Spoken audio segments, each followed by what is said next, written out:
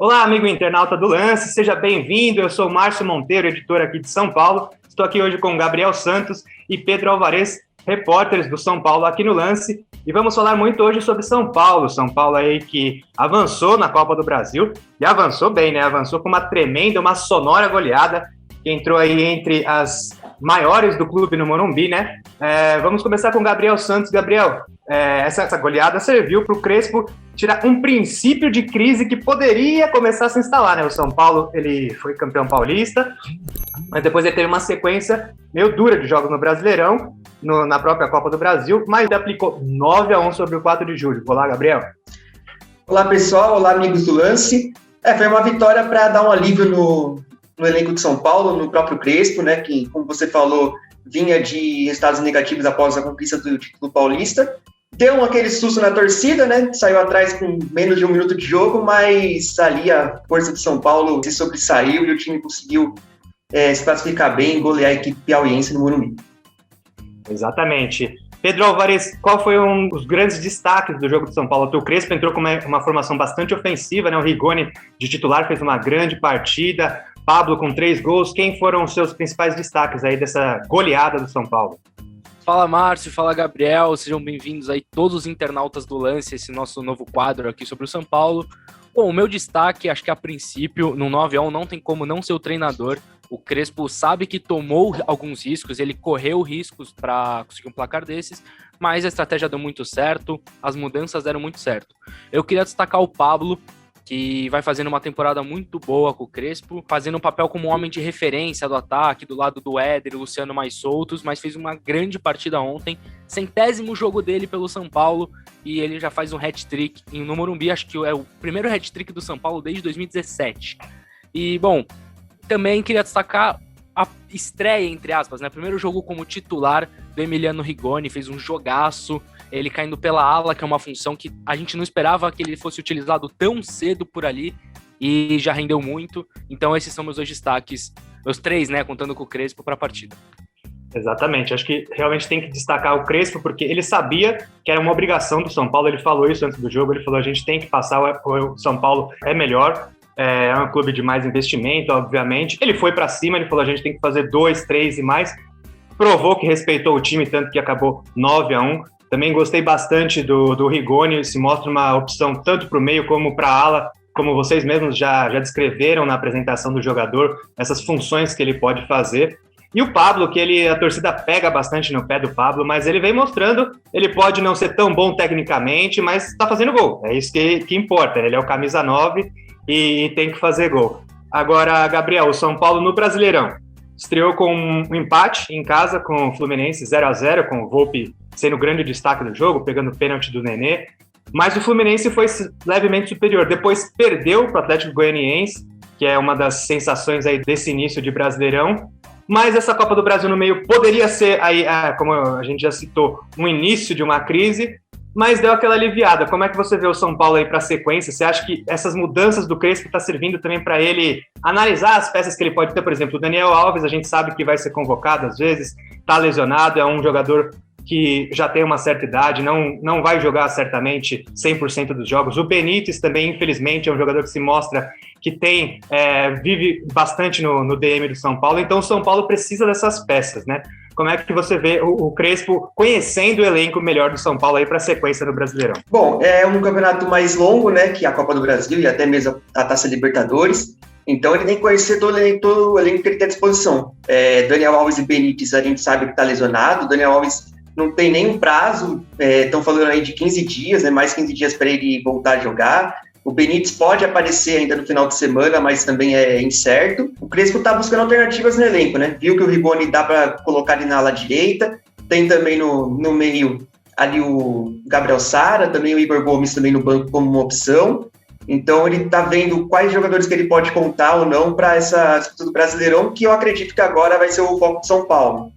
O São Paulo que pega o Atlético Mineiro no domingo, um adversário difícil, né? Considerado aí um dos grandes candidatos ao título. E na quarta tem a Chapecoense e na semana que vem tem o Santos, né? No final de semana, não nesse final de semana, no outro, tem o Santos aí para primeiro clássico no Brasileirão, para ver a força do time do Crespo. É uma sequência que não é das mais fáceis, né? Pega o Atlético Mineiro, como o Gabriel bem disse, um dos grandes candidatos ao título. O Hulk voltou ao Brasil com tudo, se achou ali na posição de centroavante. Pedro, o São Paulo tem aí Atlético Mineiro, como disse o Gabriel, Chapecoense, um adversário teoricamente mais fácil, e depois já um clássico contra o Santos, que está começando a se ajeitar. O Diniz está começando a impor o trabalho dele aí. Como é que você vê o São Paulo na sequência, vamos dizer, até mais longa aí? Você acha que o São Paulo briga fortemente pelo título brasileiro, juntamente com o Flamengo, Atlético Mineiro, Palmeiras, Grêmio, que são os principais favoritos? Certamente o São Paulo entra para brigar nesse patamar, né? Hoje o São Paulo entra, até pelo título do Paulistão, o São Paulo entra no Brasileirão mirando o título. Ano passado quase deu, então imagina esse ano que o time chega melhor, chega mais embalado, chega mais reforçado. Mas é interessante, eu acho que o Crespo esse negócio de perceber o elenco. Por exemplo, uma coisa que eu acho que o Crespo já deve estar sentindo falta é de um volante de marcação que não seja o Luan. Porque quando ele perdeu o Luan e o Lisieiro, o meio de campo fica desprotegido. Então, algumas coisas que ele vai acertando. A vitória contra o 4 de julho, com certeza, dá ânimo que o São Paulo podia ter perdido nesses últimos jogos, coloca os jogadores de volta com uma moral lá em cima para jogar agora contra o Galo, contra a Chape, contra o Santos. Mas tem que entender que o jogo é totalmente diferente. Não é mais... O contexto do jogo contra o 4 de julho era muito específico. Era um contexto exato de jogar em casa contra um time de Série D, precisando reverter um placar, é muito diferente. Contra o Atlético Mineiro, eles têm que entrar com outra cabeça, tem que entrar com um time um pouco mais preocupado na defesa, tá jogando fora de casa. O Atlético também, até pelo escorregão contra o Fortaleza no primeiro jogo, também entra precisando vencer, precisando conseguir melhores resultados no Brasileirão. Então, assim, não dá para ter certeza se vai ser bom ou ruim para essa próxima sequência do São Paulo. Mas agora, até por questão de jogadores que estão voltando de seleção, por jogadores que vão se recuperando de lesão, talvez o Luan já integre o time nos próximos dias, até por essas questões, eu imagino o São Paulo realmente mais forte contra o Atlético Mineiro do que jogou nas 2 primeiras rodadas do Brasileirão. A gente está falando de um São Paulo que jogou mal as 2 primeiras rodadas, um São Paulo que não conseguiu ser superior nos jogos nas primeiras rodadas, mas a gente também tem que inserir o contexto de que eles tinham muitos desfalques, eles vêm de uma conquista de um título, tem muita coisa que entra em campo. Agora, para essa próxima sequência, eu acredito que contra a Chapecoense eles deve ser o jogo mais tranquilo para o São Paulo, até o pré-jogo já pressupõe um pouco isso. E contra o Santos, aí fica uma incógnita também, né? Porque a gente não sabe se vai ser o Santos que perdeu de 3-0 pro Bahia, que ganhou do Ceará.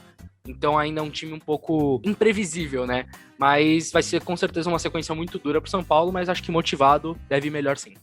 Exatamente. Esse calendário maluco que tá o futebol brasileiro, né? Com convocações, com seleção olímpica, com Copa América, está afetando todos os clubes sem dúvida nenhuma. Agora o Pedro tocou num fator importante, quando o São Paulo perde certas peças, como por exemplo ele citou o Luan, ali o primeiro volante, tem até o próprio Lisieiro e o Rodrigo Nestor, que são, vamos dizer, mais segundos volantes, né? Aquele cara que sai mais pro jogo, não tem aquele poder de marcação como o Luan. E o São Paulo, eu acho que ele tem um grande time titular, ele tem um 11 muito bom, mas se mostrou quando, por exemplo, perdeu Daniel Alves e Benítez na final do Paulistão e em alguns outros jogos, mostrou uma dificuldade muito grande, né? O time foi campeão paulista, o Crespo, como a gente comentou aqui, tá achando as peças, agora ainda faltam certas peças de reposição. O William, que veio para ser esse primeiro volante, talvez substituto, não se apresentou muito bem nesse início de jogo, teve até alguns jogos que foi expulso, não é isso?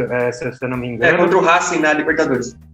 Exatamente, foi expulso contra o Racing. O Igor Gomes, ele é jovem ainda, ele varia muito, ele tem alguns jogos muito bons, alguns jogos ele some para ser esse cara como é o Benítez, dá aquele último passe. Para a lateral direita, a ala direita, vamos chamar assim, no caso do Daniel, tá um pouco mais bem servido, né? Tem o Igor Vinícius que tem entrado bem às vezes. Foi o Rigoni, agora você tem o próprio Galeano, são certas alternativas, mas assim, o São Paulo ainda carece de boas peças de reposição. No ataque mesmo, quem sabe agora tem uma boa briga com o Éder, Pablo, Rojas, mas o São Paulo tá pensando em se reforçar. Sim, não é isso, Gabriel? Tem a sequência da Libertadores, como você lembrou, o Racing é o próximo adversário também, somente no mês que vem o São Paulo volta a jogar, mas o São Paulo tá de olho sim em contratações para a sequência do ano, não é isso, Gabriel?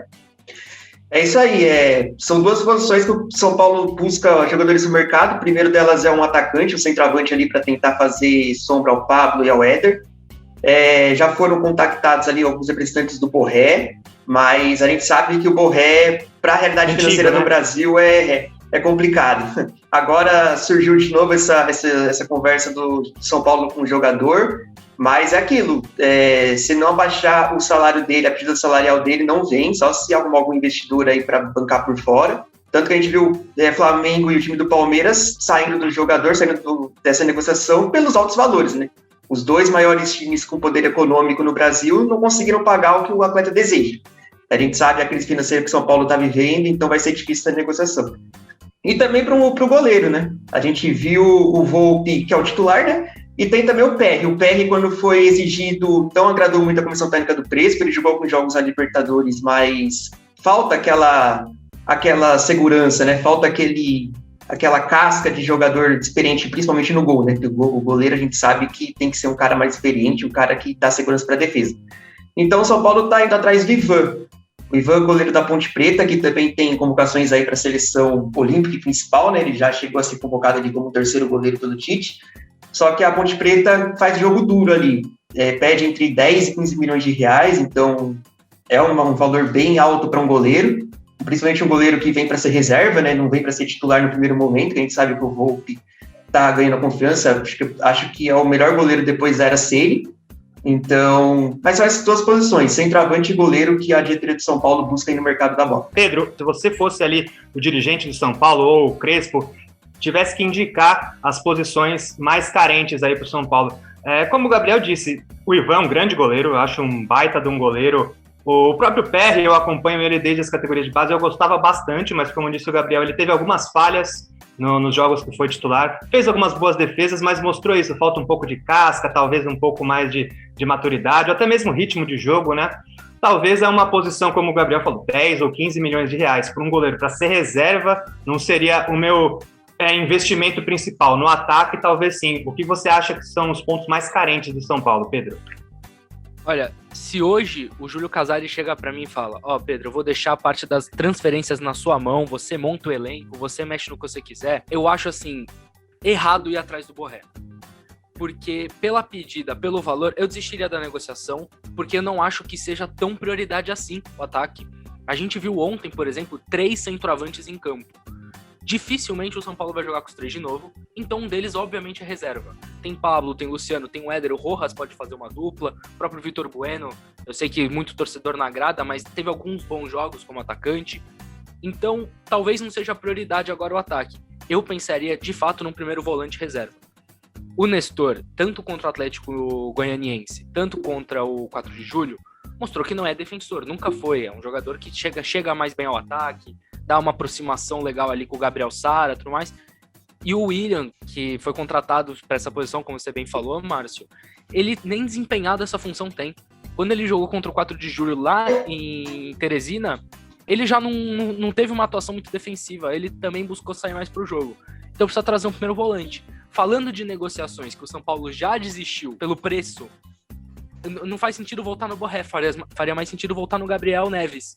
Talvez fosse uma opção um pouquinho melhor ali pro volante.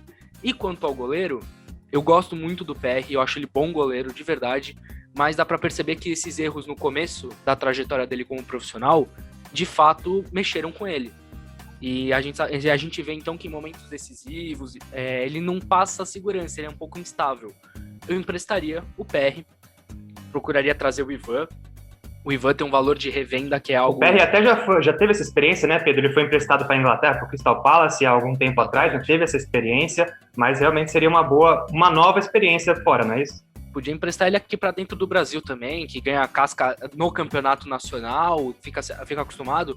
Dando exemplo, o Palmeiras, por exemplo, chegou a emprestar o goleiro deles, que hoje é reserva. Então pode ser algo a ser pensado, algo a ser feito. E o Ivan, acho difícil que ele vá para o São Paulo para ficar lá por muito tempo. O Ivan tem mercado na Europa, o Ivan tem projeção, ele deve ser um cara que o São Paulo pode usar até para driblar uma crise financeira, um cara para ter um valor de revenda surreal. Chega a ser um pouco até curioso, ele ainda tá na Ponte Preta, sendo que há tantos anos a gente já coloca ele como um goleiro, até foi para a seleção algumas vezes, então eu acho que é uma boa para o São Paulo trazer o Ivan.